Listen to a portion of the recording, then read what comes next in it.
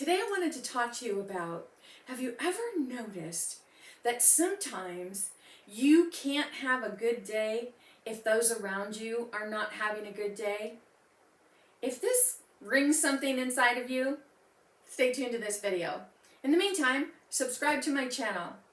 Stay in touch with me. I put a new video up every week and I'd love to have you as a subscriber.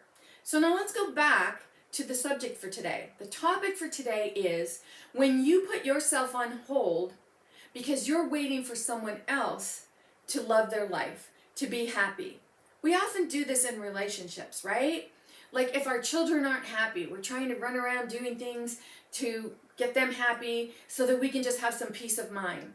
Maybe our husband's not having a good day, our boss is not having a good day, maybe your clients aren't having a good day, and you're trying to figure out how you can help somebody else have a better day so that you can just relax. But you see, what you're doing is you're actually putting your happiness on hold. Somewhere you have a belief in you that you can't step into life and have fun and love your life in spite of what's going on with others around you. Now, it doesn't mean that you don't care about people, but think about it.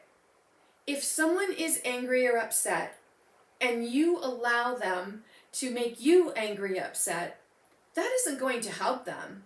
You're giving someone an opportunity to commiserate with you, but it's not going to change what they're going through.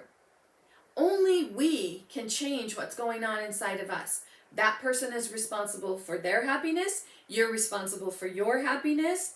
So if you're putting your happiness on hold and just waiting, and I will tell you that this often happens when you're raised with a traumatic childhood experience.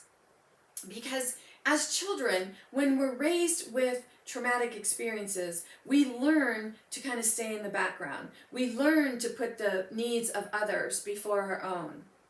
And we learn that so easily, and we don't even realize that becomes a pattern of habit with us. And then as an adult, we can't understand why we are always on the outside looking in, why we are always not getting our needs met, why we are always the last to get what we need. And it's because we have learned at a very early age that the needs of others must come before the needs of ourselves. Maybe you were raised in a childhood where one of your siblings was very sickly and their needs came first. Or maybe they were a prodigy and everything was all about that sibling. Whatever it was that created that space for you where you feel that your needs have to go last, that you have to stay in the background, that what you need, oh, it's okay. We'll put you first. Oh, it's okay. It's not okay. It's not okay. You need to learn to put you first. And I very rarely say need because it's not about me telling you what you should be doing. But think about what a need is. A need is something you desire, something you want to have, to love your life and to feel all that. And a box of chocolates to boot. So what is it that you want and that you are limiting yourself from because you're waiting for someone else to be happy? Sometimes when we're in relationships, this happens. We think, oh, this relationship would be perfect if only the other person would just start. You fill in the blank. So you're putting yourself on hold, waiting for that other person to actually get a hint to change. But you see, it's not up to us to decide what's best for someone else. It's what's best for us. But we make these decisions because we believe that if they change, then it will affect and help and change us. And this is where we keep putting our life on hold. So if you find that you are also in that position where you're putting yourself last, your needs aren't getting met, stop and ask yourself, where am I putting the needs of others before myself? And am I ready to let that go?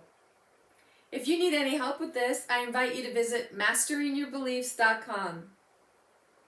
Ask me questions, let me know how I can support you, comment on this video, And in the meantime, if you have any questions, remember, ask your sensei. In the meantime, this is Nancy Muller, the one and only Life Sensei, saying ciao for now.